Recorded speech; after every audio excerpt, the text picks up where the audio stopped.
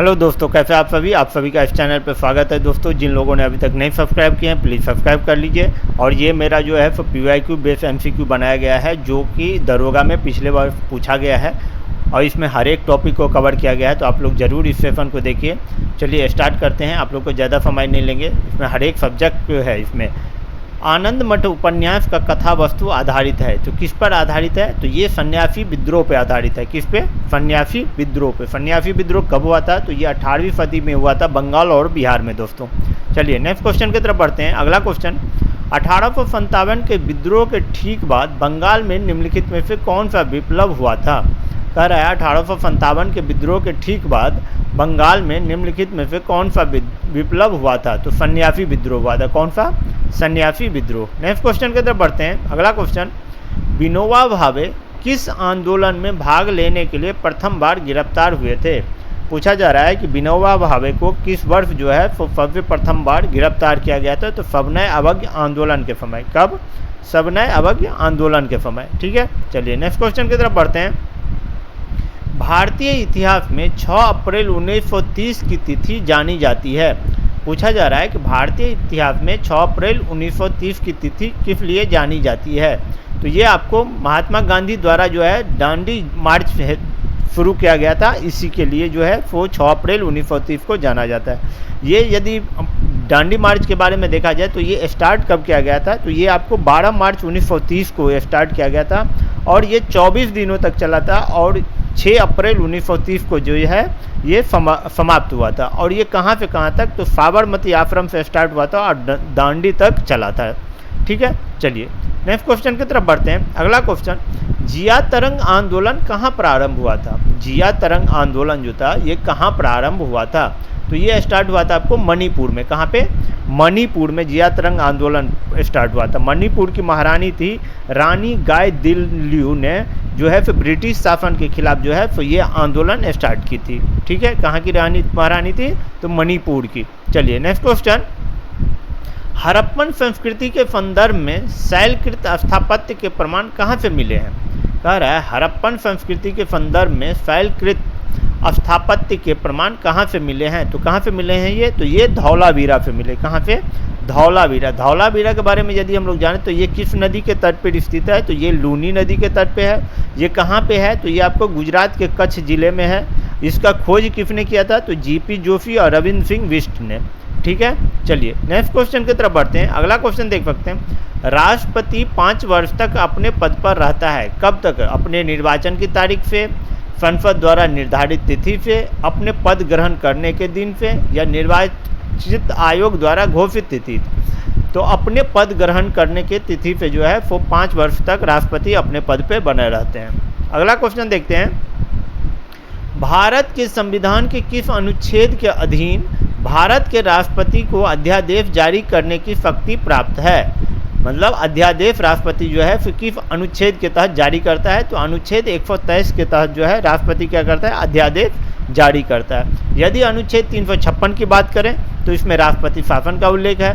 अनुच्छेद 360 की बात करें तो वित्तीय आपातकाल की बात का है उल्लेख किया गया। अनुच्छेद यदि 200 का बात करें तो इसमें उल्लेख है जब किसी राज्य में किसी विधेयक को सभी विधायी प्रक्रियाओं से मंजूरी मिल जाती है। ठीक है, जब इसको क्या होता है? मंजूरी मिल जाता है सब जगह पे, तो उसे लागू करने के लिए जो है इसको राज्यपाल के समक्ष प्रस्तुत किया जाता है। तो यही इसी का उल्लेख है किसमें? आर्टिकल 200 में। ठीक है, चलिए नेक्स्ट क्वेश्चन की तरफ बढ़ते हैं। संविधान निर्मात्री परिषद की झंडा समिति के अध्यक्ष कौन थे?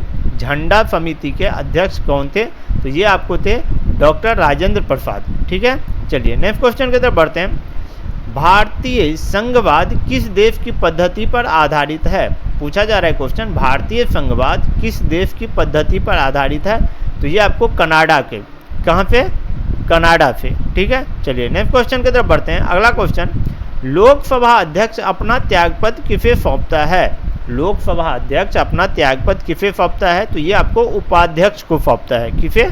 उपाध्यक्ष को। अगला क्वेश्चन, प्रथम भारी पानी स्थापित किया गया था। प्रथम भारी पानी के लिए कहाँ पे स्थापित किया गया है? तो ये नांगल में। कहाँ पे?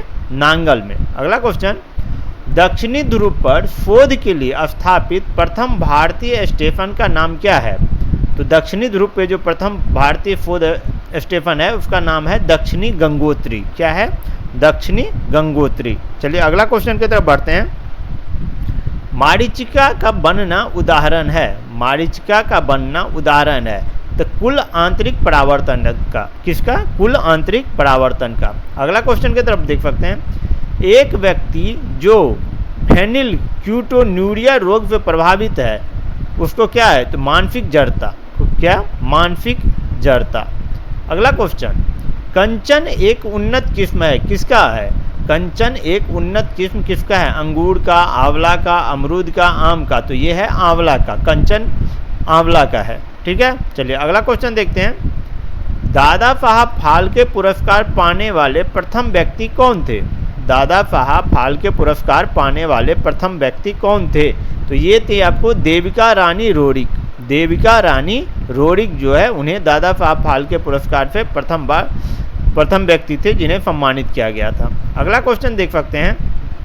कह रहा है आपको कपिल वस्तु किससे संबंधित है? कपिल वस्तु जो है तो किससे संबंधित है? महावीर से, गांधी जी से, जैमिनी से, गौतम बुद्ध से। तो कपिल वस्तु गौतम बुद्ध से संबंधित है। ठीक है। चलिए नेक्स्ट क्वेश्चन की तरफ बढ़ते हैं। अगला क्वेश्चन, तुजू दर्रा कहाँ स्थित है?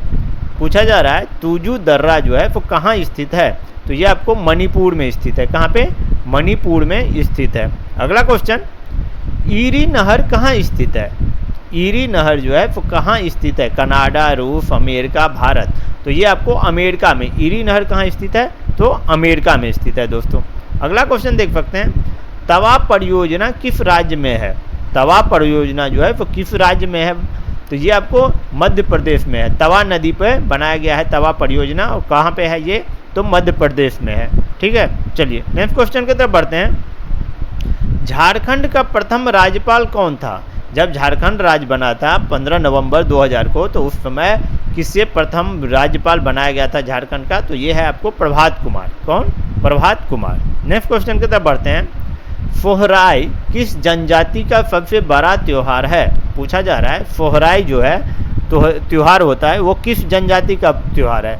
तो ये आपको संथालों का। किनका? संथालों का दोस्तों। और ये आज का हमारा लास्ट क्वेश्चन है इस सेशन का। तो चलिए देखते हैं। वह नृत्य जो शास्त्रीय नृत्य नहीं है, इसमें से कहना है आपको जो कि कौन सा शास्त्रीय नृत्य नहीं है? कथक, कुचिपुड़ी, ओडिसी या गरबा। तो गरबा जो है वो आपको शास्त्रीय नृत्य नहीं है। कथक, कुचिपुड़ी, ओडिसी जो है ये आपको शास्त्रीय नृत्य है। तो इसी के साथ दोस्तों ये सेशन हमारा समाप्त होता है।